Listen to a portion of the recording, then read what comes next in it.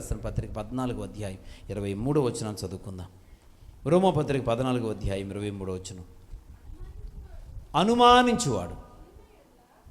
అనుమానించువాడు తినుని ఎడల విశ్వాసము లేకుండా తినును గనుక దోషి అని తీర్పు, అని పాపి అని తీర్పు. విశ్వాస మూలము కానిది ఏదో అది పాపం. పిల్లరా, నీ జీవితంలో విశ్వాసం ఉంచకపోవడమే నీలో ఉన్న పాపం. పిల్లరా, దేవుడు, ఇందాక చెప్పాను, దేవుడు ఎంత శక్తిమంతుడో నీకు అర్థం కానప్పుడు నువ్వు ఆయన యందు ఎలా విశ్వాసం ఉంచగలుగుతావు? దేవుడు ఎంత బలవంతుడో మనకు అర్థం కానప్పుడు, అవగాహన లేనప్పుడు మనం ఆయన యందు ఎలా విశ్వాసం ఉంచగలుగుతాం? ఒక వ్యక్తి మీద మనం విశ్వాసం ఉంచాలి అంటే ఆ వ్యక్తి యొక్క సామర్థ్యం, శక్తి సామర్థ్యాలు మనకు తెలిసి ఉండాలి. అప్పుడే కదా ఆ వ్యక్తి మీద ఆధారపడతాం. ఆ వ్యక్తి ఏదైనా చేయగలడు అని ఎప్పుడు నమ్ముతాం? ఆ వ్యక్తి గురించి పూర్తిగా తెలిసినప్పుడు. పిల్లరా, ఈరోజు దేవుడి గురించి నీకు పూర్తిగా తెలిసినప్పుడు నువ్వు దేవుడి మీద సంపూర్ణంగా ఆధారపడతావు. తెలియాలి అంటే తెలియచేసేదే ప్రార్థన. దేవునికి స్తోత్రం. హల్లెలూయా, హల్లెలూయా. ఏలియా పిల్లరా పలు సందర్భాలలో ఆ ప్రజలకు దేవుడు ఉన్నాడని నిరూపించాలనుకున్నాడు. దేవుడి స్థలములో ఉన్నాడు, దేవుడు నాతో ఉన్నాడు, దేవుడని వాడి లోకంలో ఉన్నాడు అనే సంగతి ఆ ప్రజల ఎదుట నిరూపించాలనుకున్నాడు. అందుకు పిల్లరా ఏలియా ప్రార్థన చేశాడు. దేవునికి స్తోత్రం. హల్లెలూయా. ఏలియా ప్రార్థన చేశాడు. ప్రార్థన చేయకుండా ఏది జరగలేదు. అక్కడ ప్రతి అద్భుతమైన కార్యం కూడా ఏలియా ప్రార్థన చేస్తేనే జరిగినవి. అగ్ని ఆకాశం నుంచి దిగి వచ్చి ఈ మాంసమును దహించునుగాక, లేక వీరి మీదకి దిగి వచ్చునుగాక అంటే 50 మంది అతను కబురు చెప్పడానికి వస్తే 50 మంది కాలిపోయినట్టుగా మనం చూస్తూ ఉన్నాం.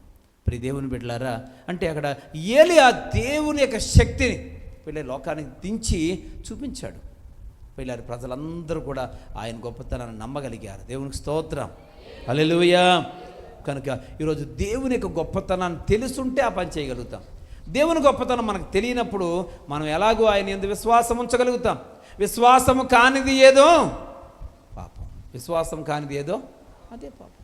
పిల్లరా, నీ జీవితంలో విశ్వాసం లేకపోతే నువ్వు పాపివే, నువ్వు పాపం చేస్తూనే ఉన్నావు.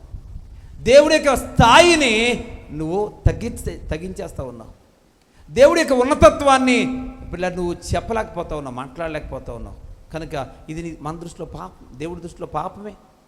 ఇది మన విషయంలో పాపముగా ఎంచబడుతుందని దేవుని యొక్క వాక్యం స్పష్టంగా తెలియజేస్తూ ఉంది. హల్లెలూయా. విశ్వాసం ఉంచకపోవడమే పాపం. యోహాను సువార్త 16వ అధ్యాయం 9వ వచనం. యోహాను సువార్త 16వ అధ్యాయం 9వ వచనం చదువుకుందాం. లోకులు నా యందు విశ్వాసం ఉంచలేదు గనక, ఏమండి, పాపమును గురించి నేను తండ్రి యొద్దకు వెళ్ళుట వలన మీరు ఇంకా నన్ను చూడరు గనక, నీతిని గురించి ఈ లోకాధికారి తీర్పు పొంది ఉన్నాడు గనక తీర్పును గురించి ఒప్పుకొన చేయును. మరొకసారి ఆ మాట చదువుదామా?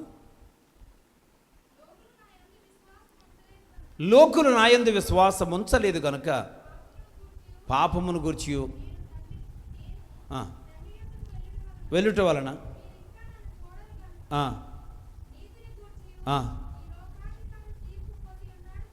దేవునికి స్తోత్రం. పిల్లరా, లోకులకి ఆ దేవుని శక్తి సామర్థ్యాలు తెలియదు. వారు దేవుని యందు విశ్వాసము ఉంచరు. ఎందుకంటే వారికి తెలియదు కనుక విశ్వాసం ఉంచరు.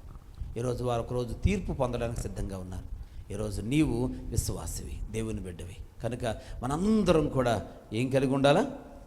విశ్వాసము కలిగి ఉండాలి. దేవుని యొక్క గొప్పతనాన్ని గురించి మనం అర్థం చేసుకొని ఆయన ఎలాంటి కార్యానైనా చేయగలడు. లేని వాటిని ఉన్నవాటిగా చేయగల శక్తిమంతుడు ఆయన. పిల్లరా, కనుక ప్రతి ఒక్కరూ కూడా 4వదిగా విశ్వాసం ఉంచాలి. నువ్వు విశ్వాసం ఉంచకపోతే నీవు పాపము చేసిన వ్యక్తివే.